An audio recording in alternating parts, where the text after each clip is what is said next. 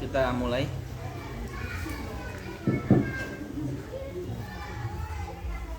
Di bukunya di halaman 9 kalau yang PDF maupun yang ini.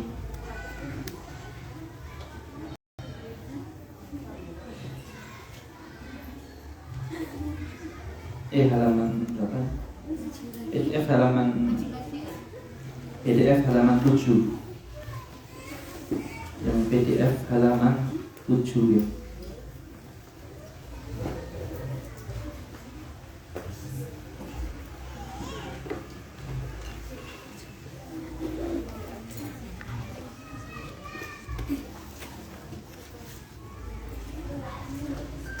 Kita mulai. A'udzu billahi minasyaitonir rajim. Bismillahirrahmanirrahim. Alhamdulillahirabbil alamin wassalatu wassalamu ala nabiyyina Muhammadin wa ala alihi wa ashabihi wa sallama tasliman katsira. Rabbi shrah li sadri wa yassir li amri wahlul 'uqdatam min lisani yafqahu qawli. Amma ba'du.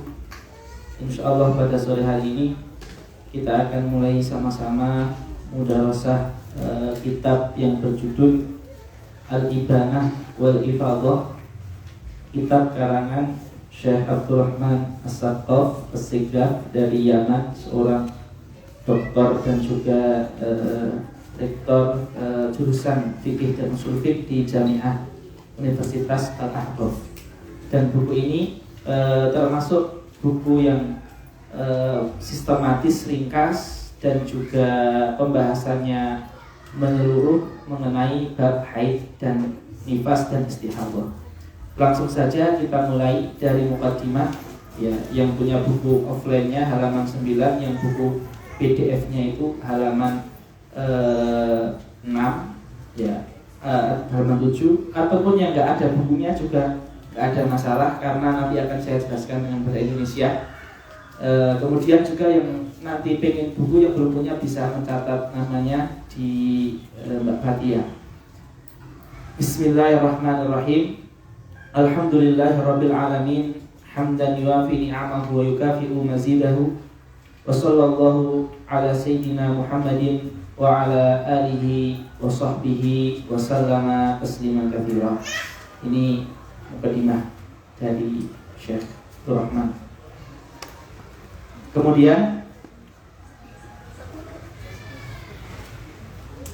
amma ba'd, pengarang memulai dengan sebuah hadis yang berbunyi, faqad qala, telah berkata Nabi Muhammad sallallahu alaihi wasallam, talabul ilmi fariidatun ala kulli muslimin. Ini hadis yang menyatakan wajib ya, wajib menuntut ilmu bagi kaum muslimin. Tentu nanti kalau ilmunya fardu ain, wajibnya ain. Kalau ilmunya fardu kifayah, wajib kifayah. Kalau ilmunya sunnah, sunnah. Dan ini ilmu haid ini nanti termasuk yang fardu ain.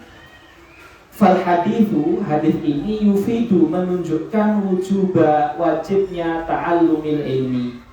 Wa minal ilmil wajib alal mar'ati, dan sebagian ilmu yang wajib bagi perempuan adalah anta ta'alama ma tahtaju ilaihi min ahkamil haidi wa nifasi wa istihadah, yaitu mempelajari ilmu haid, nifas, dan istihadah. Nah, ini tiga ini semua akan dijelaskan insyaallah satu persatu oleh pengarang. Di halaman ini kami simpulkan dari perkataannya Syekh Abdurrahman, dan beliau menyimpulkan dari perkataan ulama bahwasanya hal yang berkenaan dengan wajibnya perempuan di belajar ilmu darah ini dibagi dua. Keadaan pertama, seorang perempuan yang kita katakan mempunyai suami yang bisa mengajari haid, maka seorang suami tadi wajib mengajarkan ke istrinya. Keadaan kedua, apabila suaminya tidak mampu mengajarkan ilmu haid, maka istrinya ya itu boleh keluar, bahkan wajib keluar untuk belajar, dan tidak boleh suami itu untuk menghalanginya, kecuali apabila suaminya itu yang keluar sendiri untuk mencarikan ilmu tentang haid, kemudian memberitahukan istrinya seperti itu. Jadi ini karena ilmu ini adalah fardu ain seperti itu. Kemudian dikatakan di kitab fa in kana zaujuha aliman, apabila alim di sini bukan maknanya alim semua ilmu, enggak, alim di bab ini, di bab haid ini. Fa in kana zaujuha aliman, maka kalau suaminya itu tahu hukum haid, maka seorang suami wajib mengajari istrinya. Wa illa, apabila tidak tahu, ya, falaha, maka boleh bagi si istri tadi untuk keluar untuk menanyakan ulama. Bahkan yajibu alaiha, wajib bagi yajibu alaiha al-khurud di sual ulama, wa yahrum, dan diharamkan atas suami ala zauji, atas suami an yamna'aha, untuk menghalanginya. Tidak boleh suami menghalanginya untuk belajar. Illa an yas'alahua, kecuali suaminya sendiri itu yang keluar rumah kemudian bertanya, kemudian memberitahu istrinya. Begitupun hukum ini berlaku nggak hanya ke istri, ya, ayah ke anak perempuannya, ibu ke anak perempuannya, dan seorang suami di sini menafkahi juga untuk belajar ini, ya. Dan ayah juga menafkahi anaknya untuk belajar yang fardu ain ini. Tentu karena pembahasan kita haid, kita cukupkan di haid saja. Walaupun ini nanti melebar ke mengajarkan sholat, mengajarkan wudhu, dan lain sebagainya. Kemudian kemudian ini fadilah, ya. Jadi belajar ilmu ini itu walaupun kita belum paham, ketika belajar pun sudah menjadi sebuah ketaatan. Kenapa? Thumma inna ta'alluma hadhil ahkam, dan mempelajari hukum-hukum ini yu'adu, termasuk minal fiqh, termasuk tafaqquh, alladzi huwa min alamati, yang mana tafaqquh itu merupakan ciri-ciri iradatillah, Allah menginginkan bi abdihi, di hambanya sebuah kebaikan. Jadi ini motivasi yang penting. Kalau kita belajar itu motivasinya pertama bukan kita harus paham dulu. Kita sudah belajar itu, kita sedang belajar atau proses itu sudah merupakan kesyukuran. Artinya Allah menginginkan kebaikan di dalam diri kita. Dalilnya sebagaimana hadis Rasulullah SAW di sini, man yuridillahu bihi khairan yufaqihu fiddin. Ya, orang yang Allah menghendaki kebaikan di dalamnya, maka Allah akan permudahkan dia untuk bertafakuh di din. Dan ini termasuk tafakuh. Apalagi ini ilmu yang fardu ain. Berkata pengarang hafizahullah, karena pengarangnya masih sugeng, masih hidup, wa musahamatan, wujud berpartisipasi fi nasri al-ilmil wajib, dalam menyebarkan ilmu yang wajib, wa tablighi dakwah, dan dalam menyebarkan dakwah, a'dadtu, saya mempersiapkan hadhi durusa al-fiqhiyata, pelajaran-pelajaran fikih yang ada di buku saya ini, fi ahkamil haidi wan nifasi wal istihadati, tentang hukum-hukum yang berkaitan dengan haid, nifas, dan istihadah. Waqad jama'tu, dan telah kami kumpulkan hadhi risalah, ya, modul ini, diklat ini, karena beliau membagi pelajaran pertama, pelajaran kedua, kayak kalau kita kuliah itu, ya, pelajaran pertama, pelajaran kedua, ya. Waqad jama'tu hadhihi risalata, dan telah kami kumpulkan risalah ini min kutubi, dari buku-buku a'immatina, ulama-ulama kita as-syafi'iyah, yang bernadzhab Syafi'i, ridwanullahi alaihim, semoga rahmat Allah dan ridhonya menaungi mereka. Wa aktsaruha, dan kebanyakan informasi yang ada di buku ini mustafadun, diambil min risalati, dari buku Syekhina al-Alamati, guru dari Syekh Abdul Rahman yang bernama Syekh Muhammad bin Ali al-Khatib. Jadi itu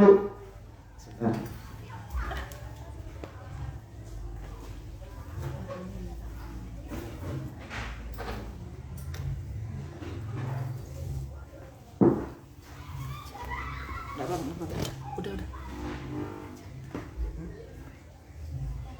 Jadi itu apa namanya, aksai dari buku ini kebanyakan dari buku miliknya namanya Syekh Muhammad bin Ali Al-Khatib Hafizahullah. Juga keduanya beliau masih hidup seperti itu.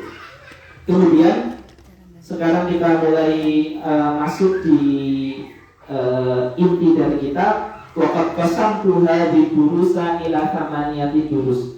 Dan kami telah membagi buku ini di 8 bagian.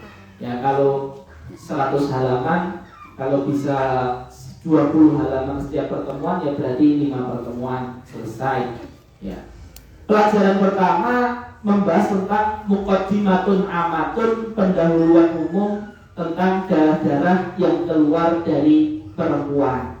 Jadi apa saja poin-poin yang perlu kita ketahui.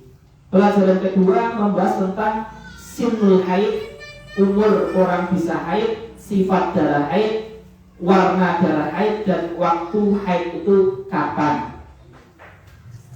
Perkara yang ketiga, at-tuhru minal haidi wa nifas. Ya, suci setelah haid maupun suci setelah nifas. Yang pelajaran keempat, fin nifas wa muddatihi, tentang nifas, durasinya, terus hukum-hukum yang berkenaan dengan nifas.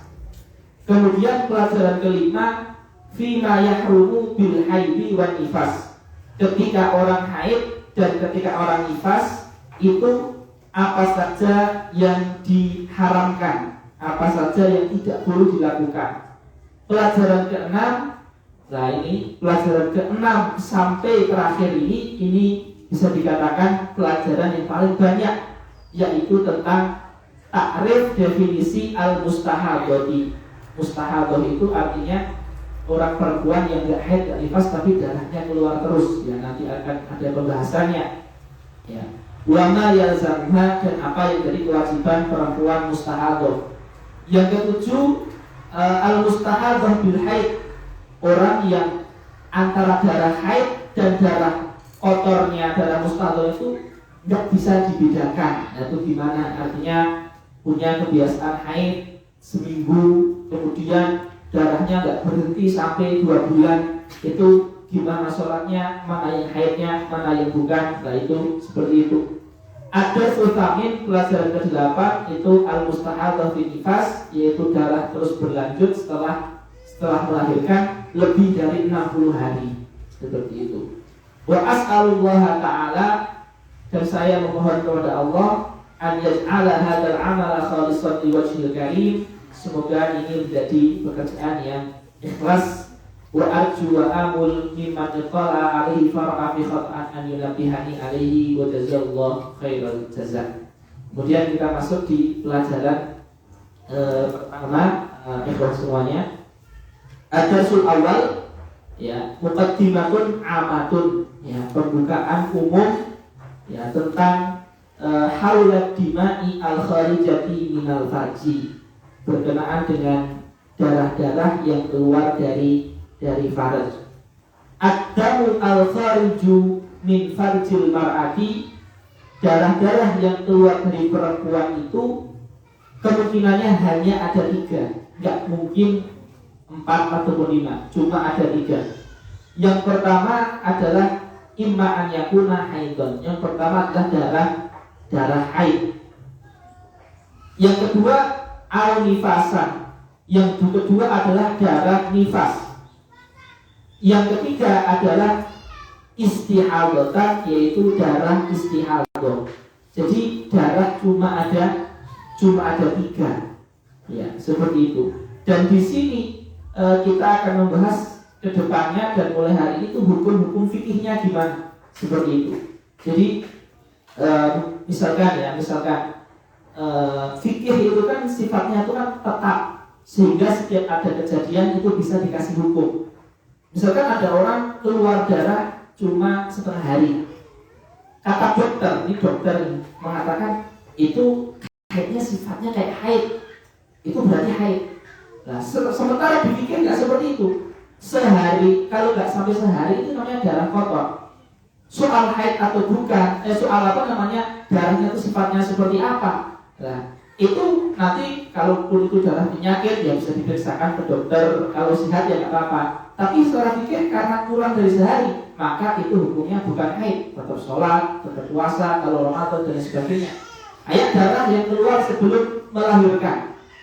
Nah, itu secara fikih kalau lebih dari sehari, 2 hari, 3 hari darah keluar terus sebelum hari H, itu secara fikih dihukumi itu haid karena lebih dari 24 jam ya, dan kurang dari 15 hari.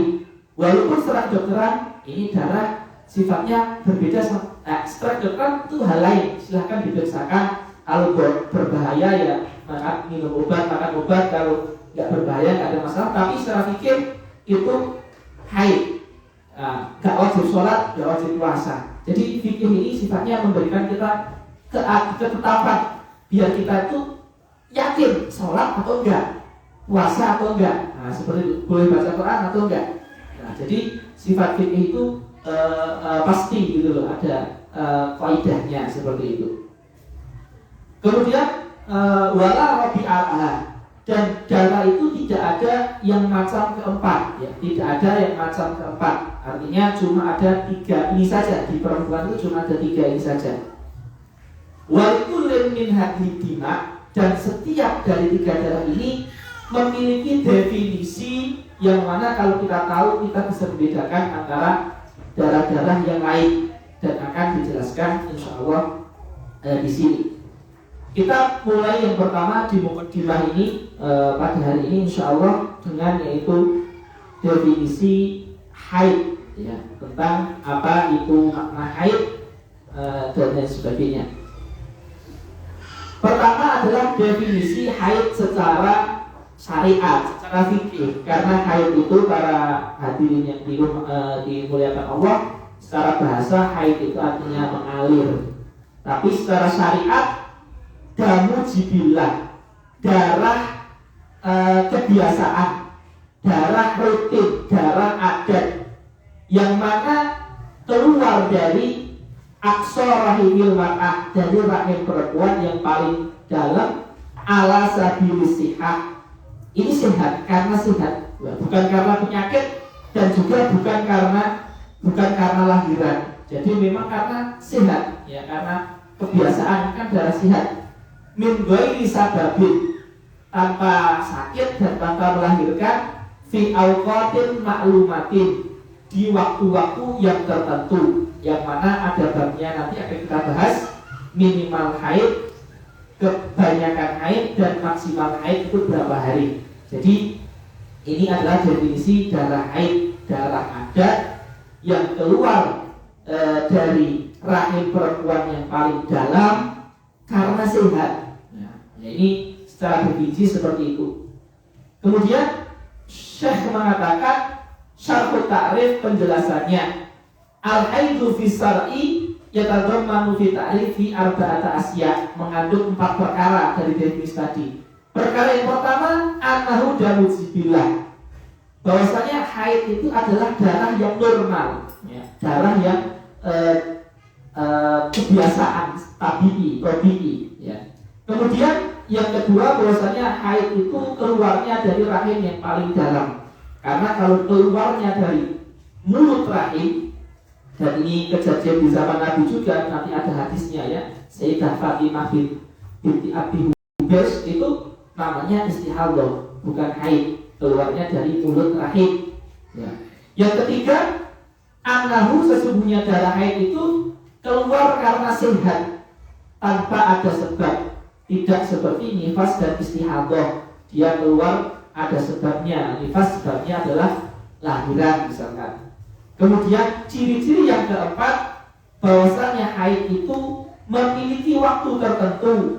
Ada waktu minimalnya, ada waktu seringnya, ada waktu maksimalnya. Ini tentang pengertian umum haid. Adapun secara sandaran syariatnya, ya di Al-Quran Allah berfirman, dikatakan dalam kitab ini, a'udzubillahi minasyaitonirrajim, yas'alunaka 'anil mahid. Ya, para sahabat meminta fatwa Rasulullah tentang haid. Rasulullah menjawab dengan wahyu, katakan haid itu adalah ada. Kul huwa ada. Ada artinya najis. Makanya darah haid itu najis. Ya seperti itu. Faktazilun nisaa fil mahid. Perintah untuk para suami untuk tidak mendatangi istrinya di masa haid. Dan tidak mendatangi istri ini, ulama mengatakan juga termasuk antara pusar sampai kaki, yaitu lutut, walaupun tidak sampai berhubungan badan, itu tidak dibolehkan. Dalilnya adalah ketika Sayyidah Aisyah haid, Sayyiduna Rasulullah SAW seperti dalam hadis muttafaq alaih menyuruh Sayyidina Aisyah untuk memakai kain. Ya seperti itu, tidak boleh juga bersentuhan di area itu walaupun tidak berhubungan suami istri. Wala taqrabuhunna, dan tidak boleh seorang suami mendekati istrinya sampai istrinya itu suci, dan tidak cukup suci. Fa idza tataharna, lah ketika sudah mandi, jadi tidak cukup suci, harus suci dan sudah bersuci, seperti itu. Fa idza tataharna fa'tuhunna min haitsu amarakumullah innallaha yuhibbut tawwabina wa yuhibbul mutatahhirin.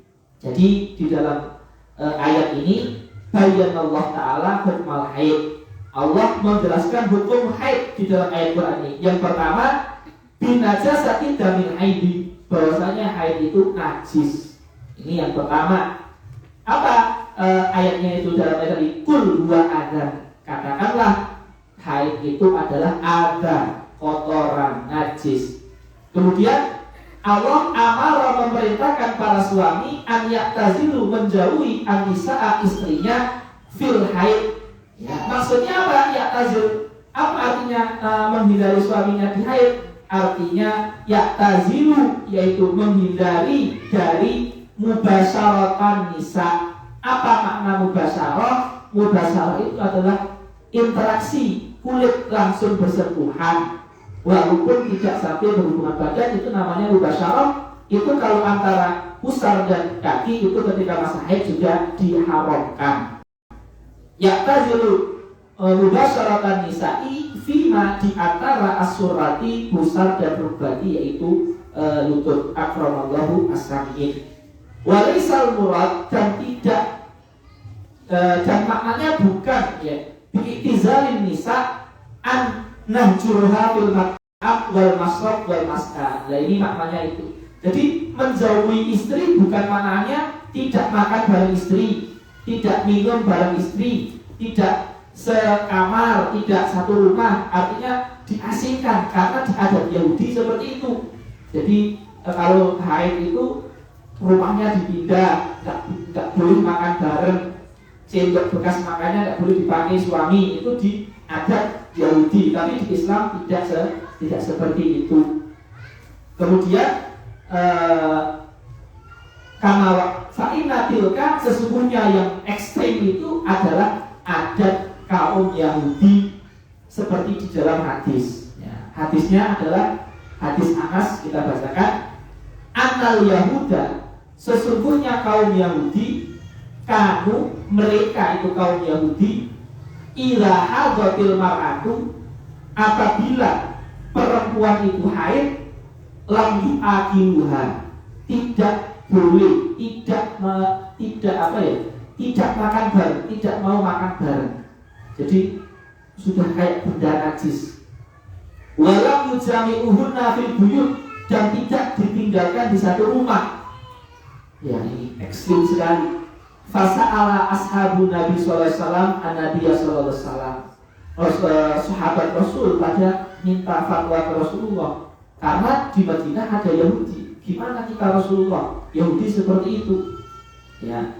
Faqala Rasulullah sallallahu alaihi wasallam, Rasulullah bersabda, isna'u kulla syai'in. Ya. Boleh apapun, makan bareng, minum bareng, ya. Boleh, tidak ada masalah, kecuali an-nikah, ya, kecuali tidak boleh nikah. Nah, nikah ini dalam bahasa Arab memiliki dua makna. Makna pertama, nikah artinya akad. Jadi kalau kita akad nikah itu namanya akad, itu namanya nikah bahasa Arabnya. Terus berhubungan suami istri dalam bahasa Arab juga dinamakan nikah. Maka ketika Rasulullah bersabda, kalian wahai kaum muslimin boleh apapun karena kalian syariatnya tidak seperti syariat Yahudi. Boleh apapun kecuali nikah, yaitu kecuali berhubungan suami istri. Akan tetapi hadis ini juga diikat oleh hadis lain yang berbunyi, karena Rasulullah, kata Sayyidah Ummu Aisyah, sesungguhnya Rasulullah ya'muruni, memerintahkan saya, yaitu Sayyidah Ummu Aisyah, fa'ataziru, dan saya memakai sarung, fayubashiruni, dan bersentuhan kulit, dan saya dalam keadaan haid. Jadi begitu. Ya. Maaf ya. Maju ya. Tuliskan izin paus.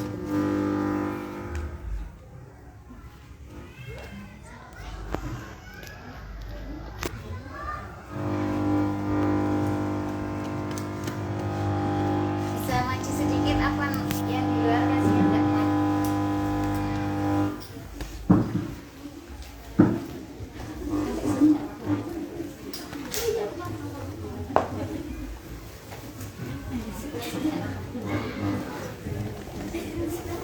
Apanya sudah atas.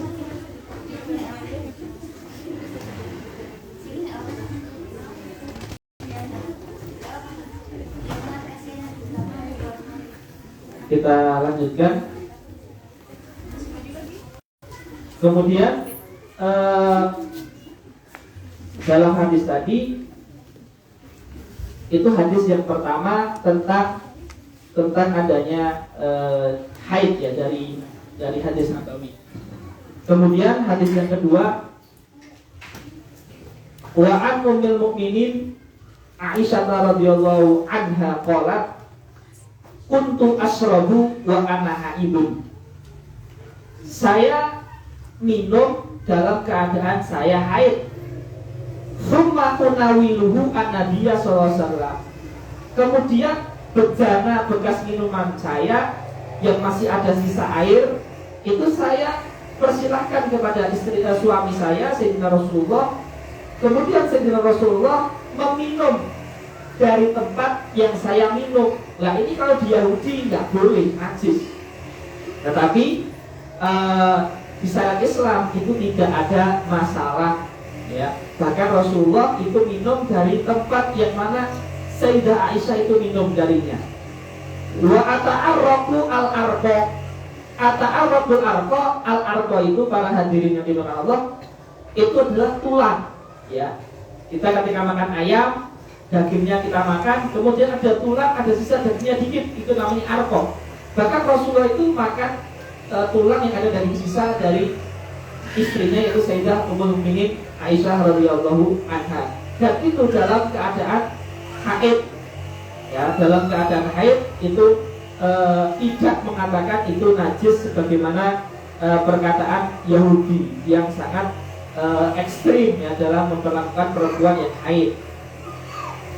Kemudian wa qawluha ata'arraqul arqa ai jalla ini halamannya ada yang kelewatan yang pakai PDF ya, halaman 13 setelah halaman 14 ya. Ata'arraqul arqa artinya adalah akhudul lahma minal arqi bi asnani, yaitu memakan daging yang ada di tulang dengan gigi. Kemudian juga dalil yang menunjukkan bahwasanya perempuan itu tidak najis ketika haid ya. Sebagaimana Yahudi adalah berkata Sayyidah Aisyah, kana Nabi sallallahu alaihi wasallam yattaqiu fi hijri. Sayyidina Rasulullah itu berleha-leha di pangkuan Ummul Mukminin Aisyah. Padahal Ummul Mukminin Aisyah radhiyallahu anha dalam keadaan haid dan Nabi membaca Quran di situ, tidak ada masalah. Ya, seperti itu. Nah ini salah satu dalil-dalil sahih yang menunjukkan bahwasanya yang diharamkan yaitu berhubungan saja. Thumma bayyana jalla jalaluhu fil ayatil karimati annahu la yajuzu an ya'tiya zawju zawjatahu wa hiya haid. Ya, tidak boleh seorang suami mendatangi istrinya dalam keadaan haid. Fa idzan qata'a damul haid, apabila darah haid itu berhenti dan waktu salat dan mandi, jazalahu an yaqrabaha bil makanil ladzi amarahu wa ta'ala an ya'tiyaha minhu. Kemudian wal aslu fil haidi, yaitu landasan haid minas sunnatin nabawiyah, dari hadis Nabi ada beberapa hadis. Minha qauluhu sallallahu alaihi wasallam, yaitu sabdanya Nabi kepada seorang perempuan sahabiah yang bernama Fatimah binti Abu Hubaysh. Jadi Sayyidah Fatimah ini kalau kita cari biografinya itu sangat sedikit sekali. Tetapi hadis tentang haid dan istihadah itu ya hadisnya beliau saja ya, ada di Sunan Abu Daud dan ada di Sunan Nasa'i saja. Bahkan ketika di dalam biografi ulama mengatakan Fatimah binti Abu Hubaysh sahibatul istihadah, yang meriwayatkan hadis istihadah. Saking minimnya informasi tentang beliau. Yang jelas beliau bersama istrinya, bersama suaminya, bersama saudarinya namanya Aisyah dan Zainab itu pernah hijrah ke Ethiopia, ke Habasyah, kemudian pulang lagi ke Madinah. Di tengah-tengah safar itu saudaranya meninggal keracunan minum air dan beliau termasuk yang selamat sehingga sampai ke Madinah lagi. Itu saja informasi yang ada di buku-buku biografi tentang Sayyidah Fatimah binti Abi Hubaysh. Dalam hadis Sayyidah Fatimah ini Rasulullah bersabda, jadi Sayyidah Fatimah ini mengalami penyakit istihadah, darahnya keluar sampai sekian bulan. Nah, kata Rasulullah, dan beliau bingung ini si Sayyidah Fatimah ini, Rasulullah, saya darah keluar terus, bagaimana haid saya bagaimana? Nah, kata Rasulullah, fa idza akbalatil haidatu fatruqis sholata fa idza dhahaba qadruha faksili angkit dama wa sholli. Apa maknanya? Apabila datang haid, tinggalkan sholat. Apabila ya telah pergi jumlah haid, maka bersihkan darahmu dan sholat. Nah, ini akan ada penjelasannya secara detail nanti di pertemuan secara umum. Tapi secara umum apa? Jadi di sini ada mazhab ulama yang mengatakan kalau seorang diuji Allah dengan penyakit istihadah, darah keluar, bagaimana kita mengetahui darah haid dan bukan? Dengan adat terakhir kita. Maka menulis permulaan darah haid, datang dan kapan berhenti itu wajib, fardu ain. Ya, misalkan darah di bulan ini keluar di tanggal 1 di awal bulan setelah subuh sampai 7 hari di tanggal 7 ba'dal asar. Jadi jam 6 dan setelah 7 hari jam 5 sore. Terus diuji Allah setelah itu di bulan 2 bulan selanjutnya darah keluar selama 1, 2, 3 bulan. Ya, keluar terus. Nah itu karena darah keluar terus gak tahu sifat darah, dan ini mayoritas muslimat, ya kan? Itu kan yang tahu sifat darah, darah hitam, darah merah, darah coklat, kemudian darah kuning, kemudian darah keruh, terus baunya yang ini kan itu kan jarang yang tahu. Nah itu kan diberi rukhsah oleh syariat untuk dengan adat ya. Karena dalam haid ini nggak apa-apa kita mengambil pendapat yang mudah, bukan yang mudah, artinya yang mudah dipahami gitu. Tidak ada masalah karena detailnya yang sulit seperti itu ya. Nah itu kita harus tahu adat kita sehingga kita bisa mengepaskan. Oh berarti karena adalah saya kebiasaan terakhirnya itu tanggal 1 setelah subuh, maka tanggal 1 setelah subuh sampai tanggal 7 ya, tanggal 7 setelah asar itu saya haid, saya nggak puasa, saya nggak sholat. Nanti setelah itu lagi suci lagi. Nah itu hadis ini maksudnya seperti itu. Ya Rasulullah memerintahkan Sayyidah Fatimah binti Abi Hubaysh untuk memakai adatnya. Nah adat ini nggak akan diketahui kalau kita tidak mencatat haid kita datang dan perginya seperti apa, maka menjadi wajib. Kemudian hikmah dari haid, berkata Syekh rahimahullah ta'ala, i'lam wafaqani Allah wa iyyak, annal haid, sesungguhnya haid itu adalah perkara katabahu al-khaliq, yang telah Allah takdirkan, ya, telah Allah takdirkan wa ta'ala banati Adam, terhadap para anak-anak cucu-cucu Adam, kaum Hawa, ikhtibaran wa ibtilaan wa imtihanan, sebagai bentuk ujian, sebagai bentuk ibtila dan imtihan. Tentu kalau kita memikirkan hikmahnya banyak sekali. Kayak misalkan perempuan ketika nifas, ya, itu tidak sholat, tidak puasa, dan di keadaan yang mana sibuk dengan bayi yang baru lahir dan repot dan sebagainya, sakit semuanya, hikmahnya sangat banyak sekali. Terus kayak perempuan yang sebelum melahirkan darah keluar sampai 6 hari, 5 hari, 3 hari sampai hari melahirkan, itu kalau kita hukumi haid itu sangat meringankan. Dia tak usah mengqadha sholatnya, ya, seperti itu. Jadi hikmahnya ini sangat banyak sekali. Dalam hadis sahih dari Ummul Mukminin Aisyah radhiyallahu anha, Rasulullah bersabda tentang haid bahwasanya inna hadza amrun katabahullah ala banati Adam.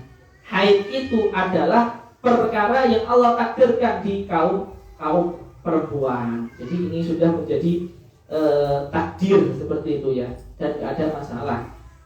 Kemudian yang kedua, di mukadimah ini kita akan membahas tentang nifas, ya, halaman ke-14, ya, tentang nifas. Apa itu definisi nifas? Nifas adalah adamu al-kharij, darah yang keluar dari perempuan, ba'da faragir rahim minal hamli, setelah, ya, keluarnya bersihnya rahim dari bayi. Setelah bersihnya rahim dari bayi, ini darah nifas, ya. An-nifasu huwa, nifas adalah darah yang keluar setelah bersihnya rahim dari bayi, walaupun yang keluar itu hanya segumpal darah atau segumpal daging. Qalat qabilah, dokter atau bidan atau ahli bayi, ya, Pak Mantri atau Bu Mantri apa, ya, mengatakan ini sudah bakal jadi bayi tapi nggak jadi. Lah, walaupun cuma segumpal daging, ketika sudah bersih rahimnya terus kita keluar darah, itu sudah dinamakan nifas. Jadi untuk menjadi nifas itu tidak disyaratkan bayinya itu normal. Maka aborsi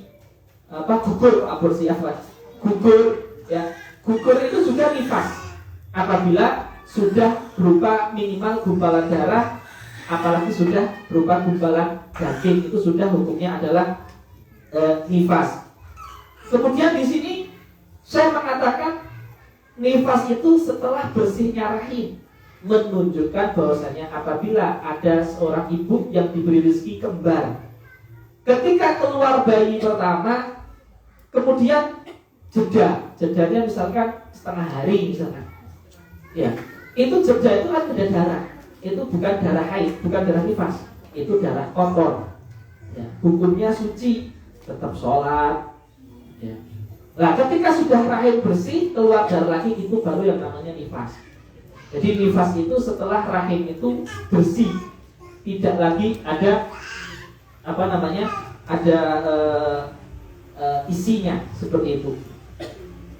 Lah, maka wayakfi dan cukup untuk menghukumi bahwasanya itu nifas, qabilah ikhbaru qabilatin wahidatin, yaitu ada berita dari satu dokter, satu bidan. Qabilah itu artinya bidan. Kalau bahasanya zaman dulu itu ya mungkin dukun bayi, ya, ibu-ibu yang tradisional yang biasanya melayani kelahiran di desa-desa, itu namanya qabilah. Seperti itu. Kemudian walaupun David damil madkur hatta yakuna nifasan an yakuna kharijan ba'dal wiladah, dan darah yang keluar setelah melahirkan itu dinamakan nifas apabila keluarnya setelah melahirkan qabla mudhihi khamsata asyara yauman, sebelum lewat 15 hari. Apa maksudnya ikhwah?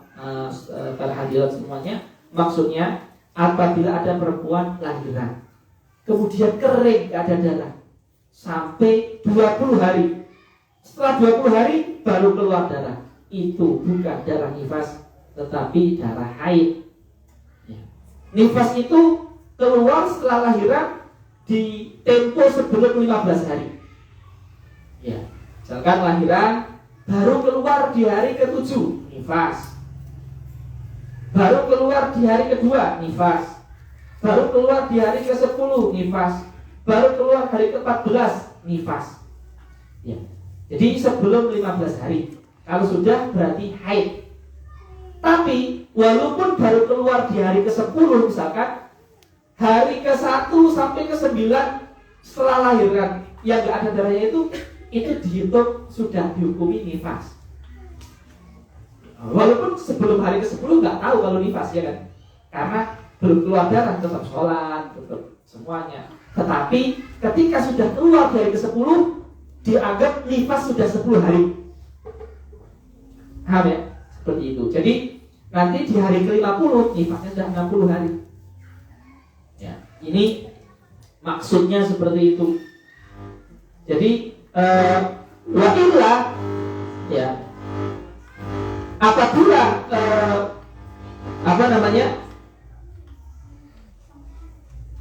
apabila lebih dari 15 hari setelah melahirkan itu baru keluar darah, maka tidak dinamakan nifas, wa innama huwa haid, tetapi dinamakan sebagai haid, wa summiyan nifasu nifasan, dan nifas itu dinamakan nifas li khurujihi ba'da nafsin, karena nifas itu keluar setelah keluarnya nyawa. Yaitu manusia itu kan nyawa, ya, maka dinamakan nifas. Kemudian ini landasan nifas adalah hadis dari Ummu Salamah radhiyallahu anha. Beliau menceritakan, kanatin nufasa, sesungguhnya perempuan-perempuan nifas di zaman Rasulullah taqudu arba'ina yauman atau arba'ina lailah. Biasanya orang nifas itu berlangsung selama 40 hari.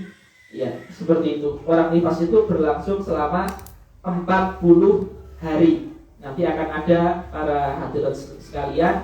Jadi minimal nifas itu walaupun cuma sekian menit, nggak harus 1 hari. Kemudian seringnya nifas itu 40 hari.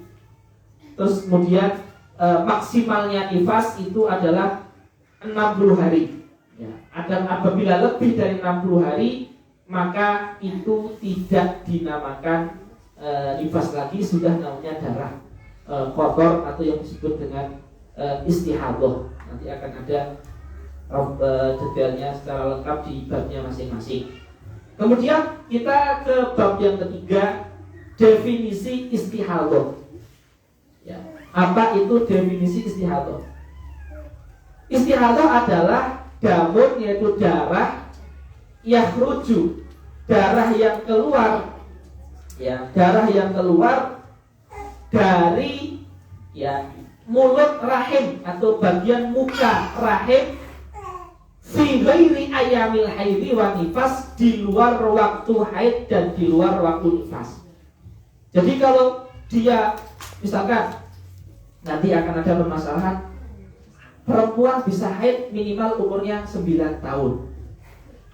Kalau ada perempuan umur 7 tahun sudah keluar darah, walaupun secara kata dokter misalkan, walaupun kata dokter itu misalkan, wah itu darahnya sifatnya kayak haid, secara fikih bukan haid, tetap sholat, tetap puasa. Adapun secara dokter nanti itu urusannya adalah berbahaya atau tidak. Kalau berbahaya diperiksakan, kalau enggak ya enggak apa-apa, seperti itu. Jadi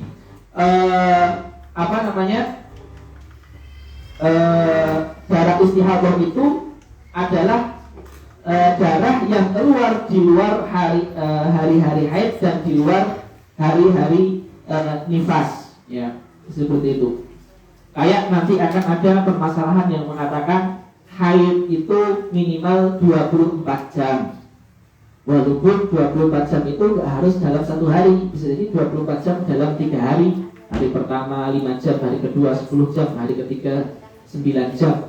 Itu tetap juga dinamakan dengan haid, ya.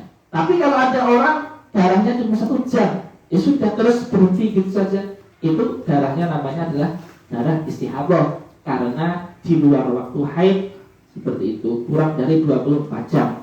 Walaupun nanti setelah hukum, ya, bahwasanya ini setiap perempuan yang mana keluar darah itu dia langsung wajib untuk tidak sholat dan tidak puasa.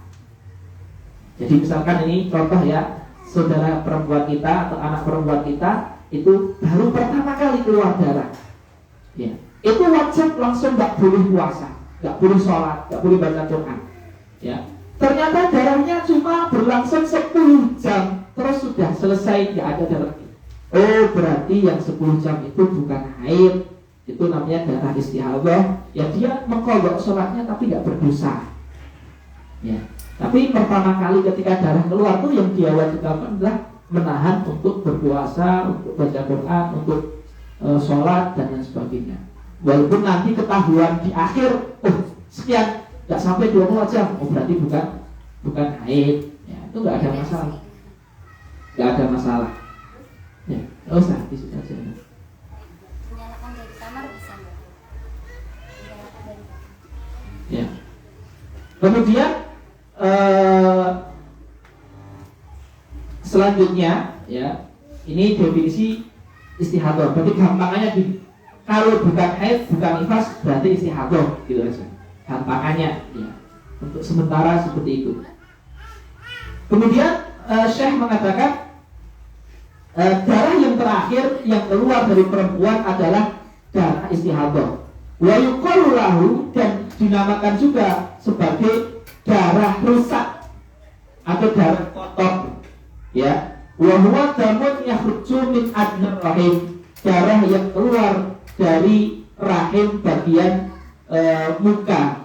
Wa yakhruju fi ghairi ayyamil haidi wa nifas, dan keluar di selain hari haid dan hari nifas, seperti itu. Ini juga nanti hukumnya adalah banyak akan kita baca di babnya. Sandaran hukum tentang istihadah ini ada hadisnya banyak. Hadis yang pertama, An Fatimah binti Abi Ubais anha kanat mustahad. Jadi Sayyidah Fatimah ini terkena musibah istihadah. Kata Nabi, kalau Nabi sallallahu alaihi wasallam, idza kana damul haid, kalau darah itu haid, maka fa innahu damun aswad yu'raf. Ya. Maka kalau haid itu biasanya seringnya adalah darahnya hitam. Karena nanti akan ada permasalahan apabila darah kita itu ada hitam, ada merah, ada kuning dalam 2 minggu misalkan. Mana yang haid? Ya, maka yang kuat yang pertama itu yang haid, ya, yang ini sama yang ini. Apabila ini seperti apa? Nah ini kata Rasulullah ketika Sayyidah Fatimah binti Ubais itu darahnya keluar sampai sekian hari, Rasulullah mengatakan kalau darahmu itu pas hitam itu berarti haid. Idza kana dzalik, kalau pas hitam, fa'amsiki anis sholat, jangan sholat karena itu haid. Fa idza kana al-akhar, tapi kalau bukan hitam, pas merah dan kuning atau coklat, ya, jadi warnanya itu aswad, ahmar, terus asmar, asfar, sama terakhir itu warna debu, bahasanya lupa saya, akbar, ya, seperti itu.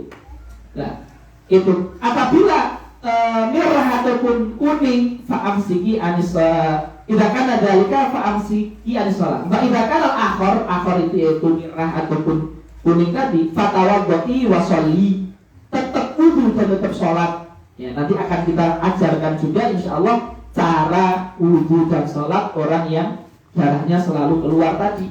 Fa'in nama huwa irkun. Ya. Sesungguhnya darah yang keluar terus itu di luar hari haid dan nifas itu itulah irkun. Irkun itu hakikatnya adalah urat nadi.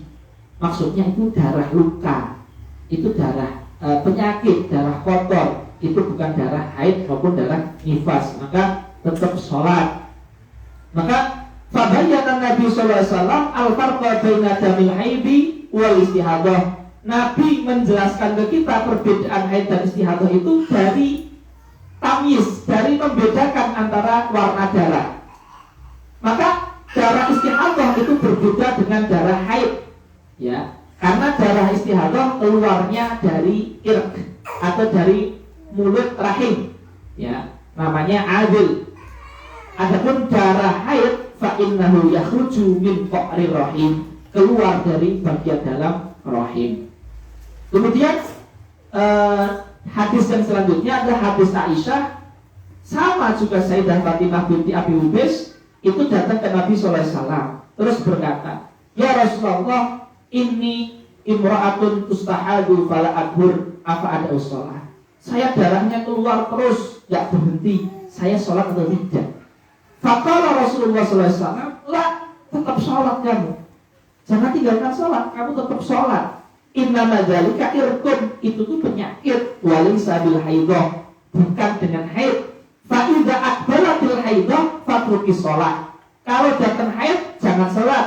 Fa idza dhahaba qadruha, kalau sudah enggak haid lagi maka bersihkan darahnya kemudian sholat."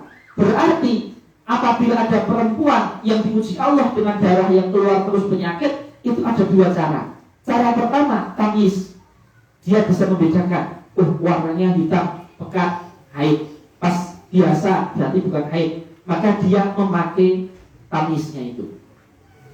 Tapi kalau ada perempuan, waduh, jangan kan boro-boro tamyiz Ustaz. Aswab aja saya nggak tahu artinya apa.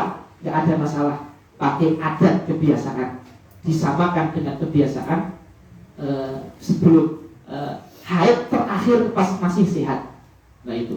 Karena kaidah fikihnya al-adatu tathbutu bi akhiratin. Adat itu ditentukan dengan yang paling terakhir. Walaupun selama 5 tahun haidnya 2 minggu. Pas hari terakhir haid sebelum sakit istihadah, haidnya cuma 2 hari. Berarti ketika darah itu keluar terus, yang dihukum haid 2 hari. Karena yang dijadikan adat adalah haid terakhir, bukan haid yang sebelumnya, seperti itu. Kemudian hal hadisu di dalam hadis ini adalah dalil bahwasanya perempuan apabila bisa membedakan darah haid dengan darah istihadah, maka ta'uddu damal haid wa ta'mal ala iqbalihi wa idbarihi. Fa idza qada qadruhu, apabila waktu haid sudah pergi maka dia mandi. Kemudian shara hukmu damil istihadah hukmal hadas. Dan hukum darah istihadah itu seperti hukum orang yang berhadas kecil, wudu. Jadi tapi bedanya dia wudu setiap sholat. Dan sebelum wudu dia membalut. Kemudian harus setelah wudu langsung sholat, nggak boleh ngobrol dulu, nggak boleh ngopi dulu, nggak boleh makan dulu. Kalau seperti itu ngulangi wudu lagi walaupun belum batal, karena dia sebenarnya sudah batal terus karena keluar terus. Kemudian ketika mau sholat yang lain, sholat fardu yang lain, walaupun belum batal tetap wudu lagi. Nah itu nggak usah mandi, ya. Jadi nggak usah mandi setiap sholat, cukup wudu setiap sholat saja dan mengganti pembalutnya, seperti itu. Adapun untuk sholat sunnah tidak perlu wudu baru, bisa dengan wudu yang sholat fardu tadi. Itu apabila terkena istihadah. Ya, maka kesimpulannya bahwasanya darah yang keluar dari perempuan itu hanya ada 3, haid, nifas, dan istihadah. Hal itu kita mempelajari definisinya, alhamdulillah. Terakhir akan kita tutup di pertemuan sore hari ini dengan khatimatun fi hukmi rutubatil farji, tentang hukum basah yang keluar dari faraj. Ya, ini penting sekali. Apakah najis? Ya, apakah najis dan apakah membatalkan wudu atau tidak? Sebelum kita baca ini, kami ringkaskan kurang lebih apa yang di buku.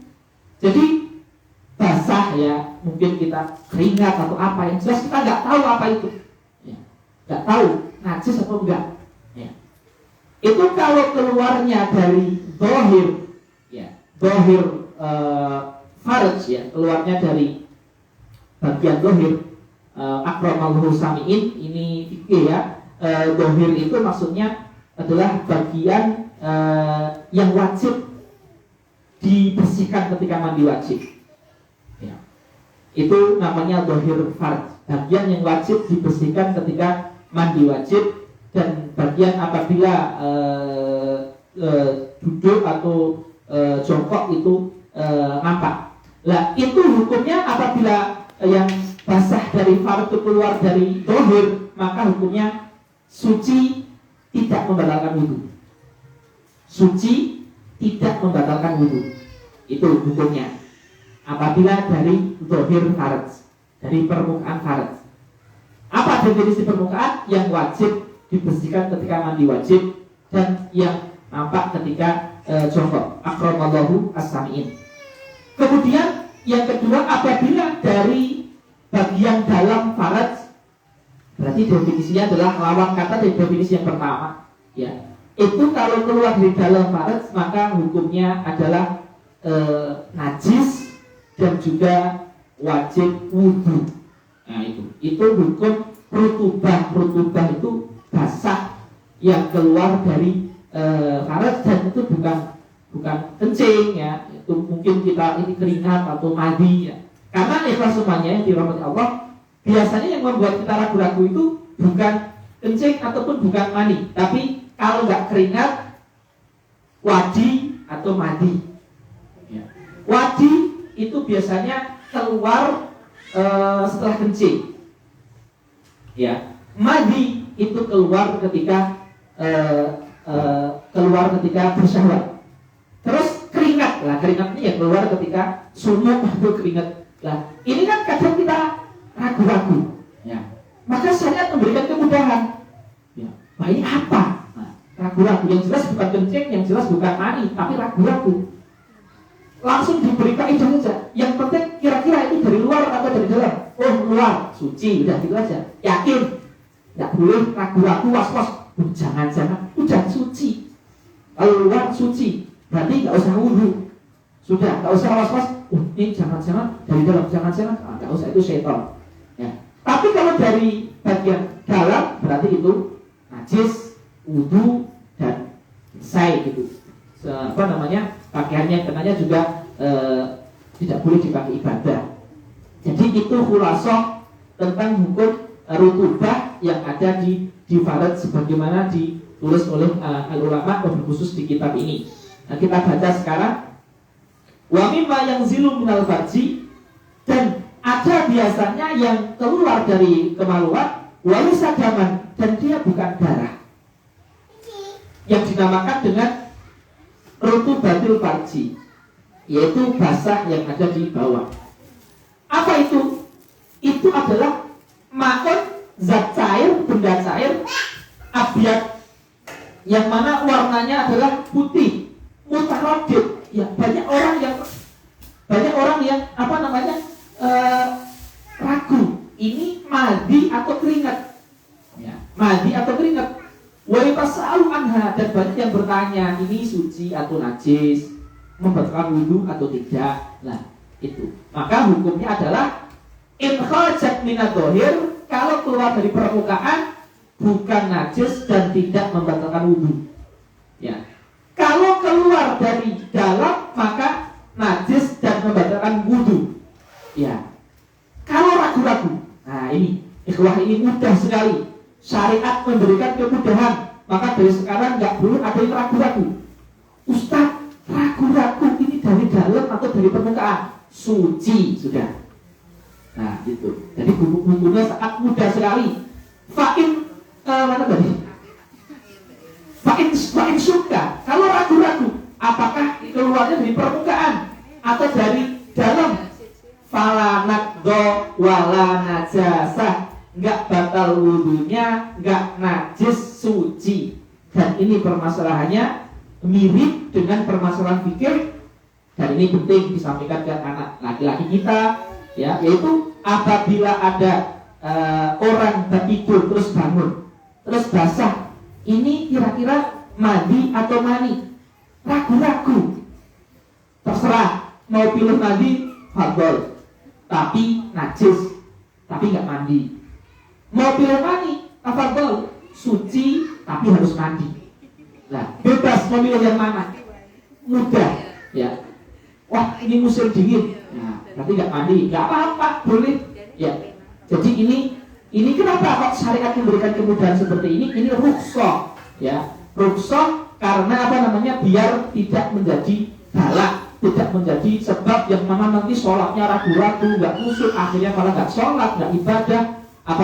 Apalagi sebagian dari kita ada yang diuji Allah dengan seperti ini, tidak jarang tapi sering. Maka ini sangat bagus sekali apabila ragu-ragu apakah dari permukaan dalam, fala nakdo wala najasata, tidak batal dan tidak juga najis, seperti itu. Wal dhahir wal ladzi yajibu ghusluhu fil ghusli wal tijah wal batin bi khilafihi. Nah, dalilnya apa? Dalilnya adalah mandi itu najis dan membatalkan wudu. Dan mandi itu dari dalam. Maka kalau ada cairan dari kemaluan dari bagian dalam, maka hukumnya diikutkan ke mandi, yaitu najis. Ya. Tetapi kalau dari luar, maka itu seperti keringat. Maka apapun itu dihukumi suci, seperti keringat, karena keringat itu suci, ya, tidak najis. Adapun di dalam keadaan ragu, maka kaidah fikih mengatakan al yaqinu la yuzalu bisyak. Keyakinan tidak boleh hilangkan dengan keraguan, dan asal dari apapun itu benda-benda ya, zat padat, zat cair, itu asalnya itu adalah suci. Asalnya, kecuali yang syariat mengatakan najis seperti kencing, mandi, ya, itu dinamakan najis. Tapi asalnya zat padat, cair, tanah, air, semua itu asalnya adalah suci dan tidak membatalkan wudu.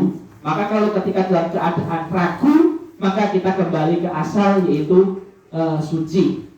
Al-hadirin wal hadirat, al-ustadzat wal muslimat rahimakumullah. Mungkin ini saja yang bisa kita sampaikan pada sore hari ini. Alhamdulillah kita sudah dapat 20 halaman ini, 1/5 dari buku. Semoga Allah bukakan kita pemahaman dan diberikan kita mengamalkan apa yang kita pelajari. Kita tutup dengan alhamdulillah rabbil alamin. Wassalamualaikum warahmatullahi wabarakatuh.